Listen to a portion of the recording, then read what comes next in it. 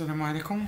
Donc bonjour, on va commencer donc la correction de l'exercice. Alors, il s'agit d'un mouvement simple, d'une chute libre, verticale, d'une bille. Alors, on vous demande au début l'expression de l'équation différentielle vérifiée par Y.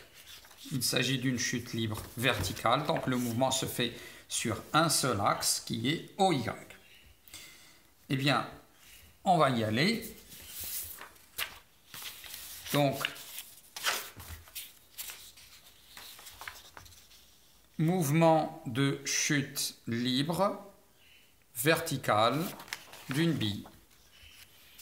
Expression de l'équation différentielle vérifiée donc par Y.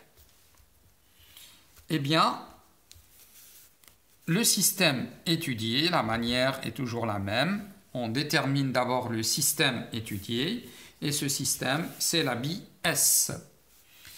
Puis, on vérifie dans l'énoncé que le repère est bien galiléen parce que la loi de Newton, toutes les lois de Newton ne sont valables que dans un repère galiléen. Donc, il faut s'assurer que le repère est bien galiléen. Alors, après, on va faire le bilan des forces. On appelle ça aussi l'inventaire des forces. Eh bien, la seule force ici qui agit, c'est le poids du corps. Pourquoi ? Pour une raison très simple, c'est qu'on a négligé tous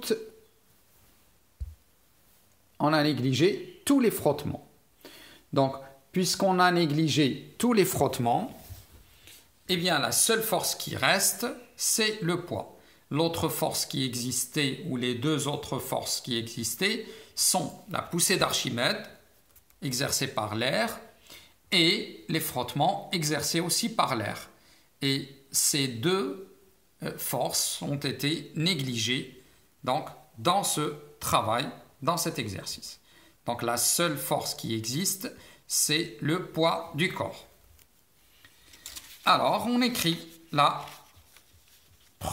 deuxième loi de Newton.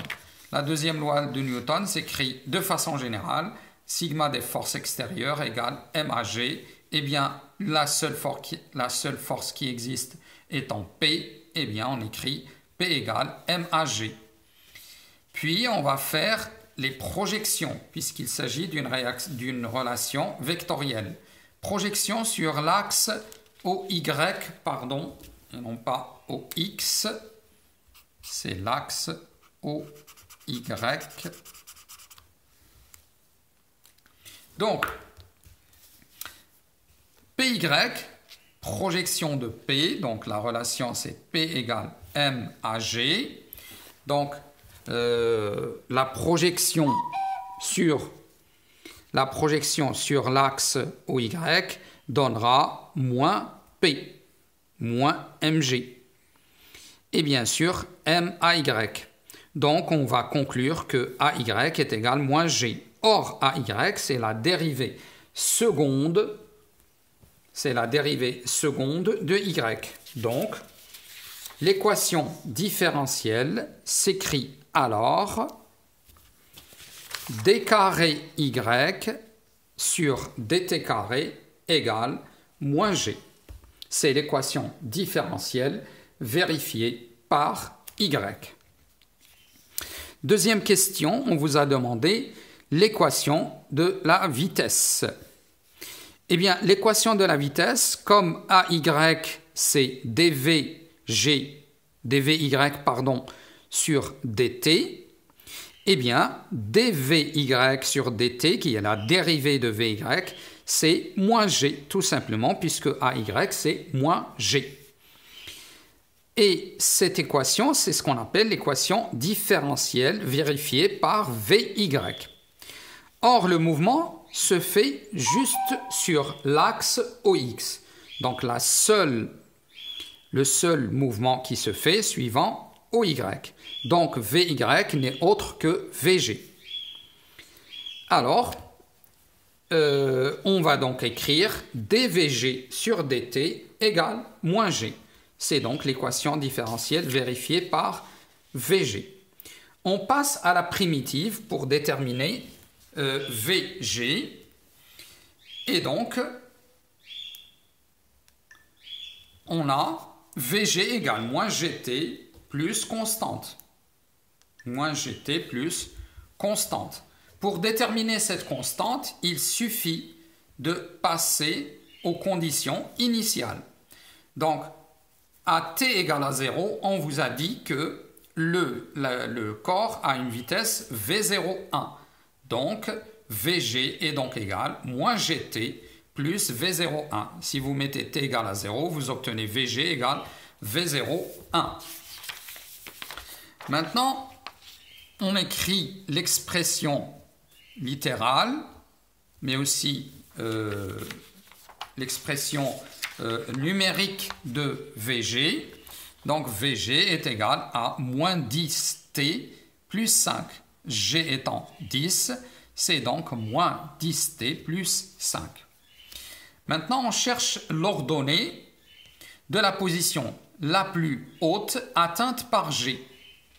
Eh bien, pour donner l'ordonnée de cette position et qu'on appelle le sommet de la trajectoire, eh bien, on a d carré y sur dt carré égale moins g, c'est donc l'équation différentielle vérifiée par y. Eh bien, la solution de cette équation différentielle est y égale moins 1 demi gt carré plus v01t plus y0. En fait, il s'agit de la primitive de Vg. La primitive de Vg. Si je reviens un petit peu en arrière, vous avez Vg, ici, vous avez Vg égale moins gt plus v01. Or, Vg, c'est dy sur dt. Donc, vous passez à la primitive et ça vous donne moins 1 demi gt carré plus v01t, voilà, v01t,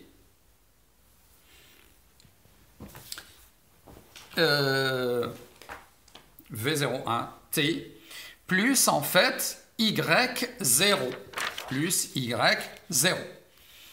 Or, à t égale à 0, y0 est égal à 0, puisque le corps était à l'origine de l'axe. Donc, en définitive, en fin de compte, on a y égale moins 1 demi gt carré plus v01t. Soit h, la position la plus haute, c'est le point où la vitesse devient nulle. Mais quelle vitesse? La vitesse du corps. Or, le corps est en train de monter.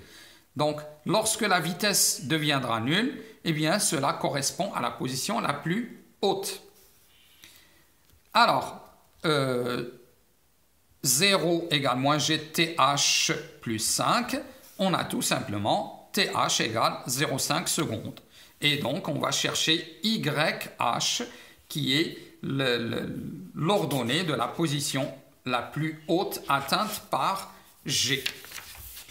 Eh bien, en faisant un petit calcul, on trouve que YH, c'est 1,25 mètres. Maintenant, partie 2 de l'exercice. On va étudier le mouvement de chute libre d'une bille dans un plan. C'est-à-dire que ce sera un projectile. Ça va être un projectile. Alors, l'expression, on vous demande l'expression littérale ou les expressions littérales de x et de v. La bille étant soumise uniquement à son poids, eh bien, la même chose, la deuxième loi de Newton s'écrit P égale MAG. On va projeter cette relation sur les deux axes, OX et OY, donc OIJ. Eh bien, Px égale MAX, Py égale MAY, et en faisant ces projections, on a Px, c'est 0, puisque c'est la projection sur OX, or P est vertical. Py égale moins P, c'est-à-dire moins Mg. Et de cette façon, on obtient les équations suivantes. AX égale 0 et AY égale moins G. Donc, l'équation différentielle vérifiée par x s'écrit d carré x sur dt carré et d carré y sur dt carré égale moins g. Je reprends. Donc, l'équation différentielle vérifiée par x s'écrit d carré x sur dt carré égale 0 et d carré y sur dt carré égale moins g. Voilà les deux équations différentielles vérifiées par x et y. Leurs solutions sont x égale v02x, c'est-à-dire projection de v02 sur l'axe OX, t plus x0. Et la deuxième équation différentielle, sa solution, c'est moins 1 demi gt carré plus v02 yt plus y0 en utilisant les conditions initiales et qui sont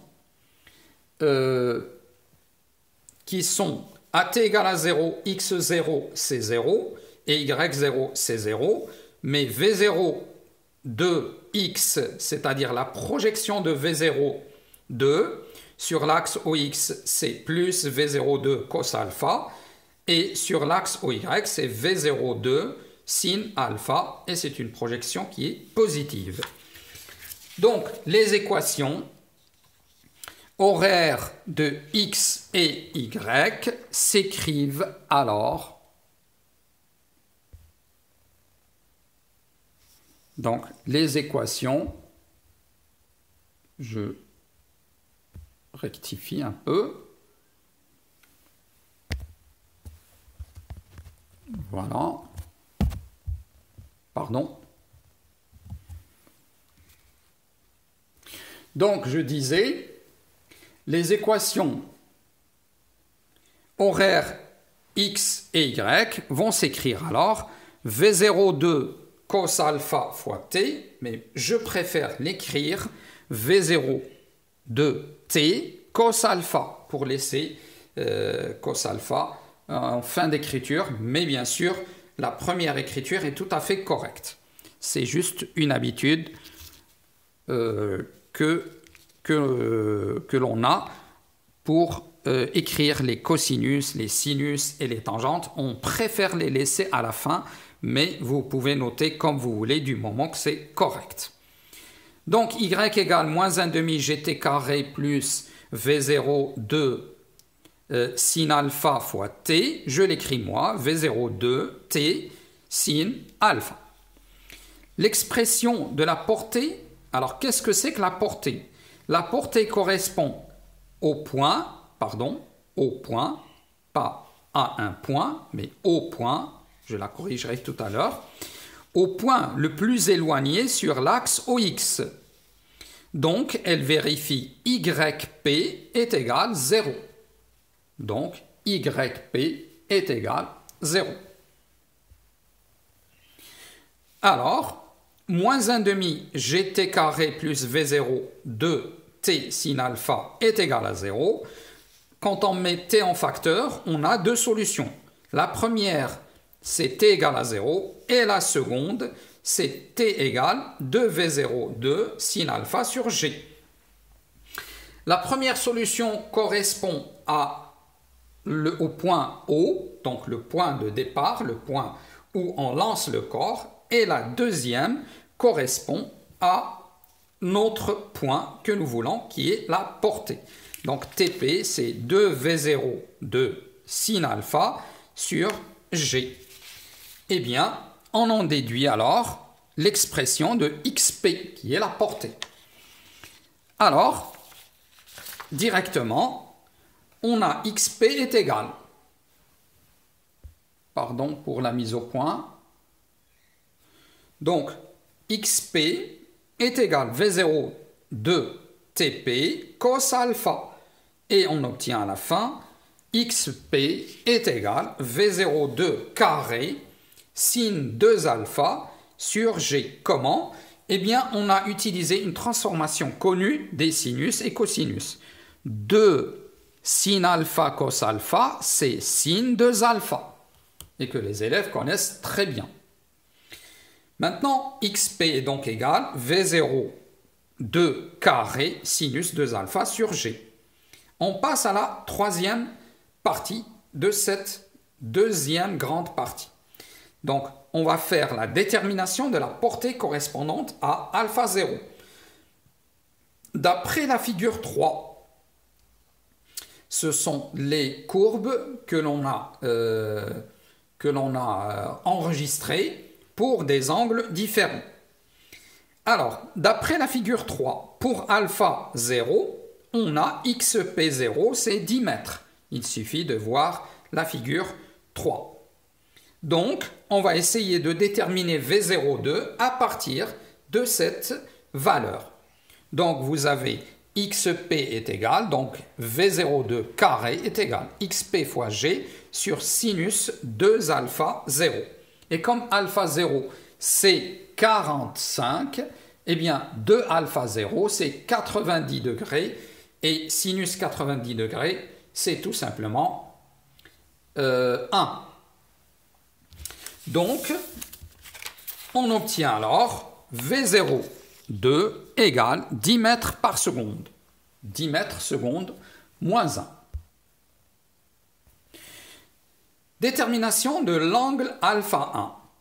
Alors, xp1 est égal, même expression que tout à l'heure, mais cette fois c'est pour alpha 1.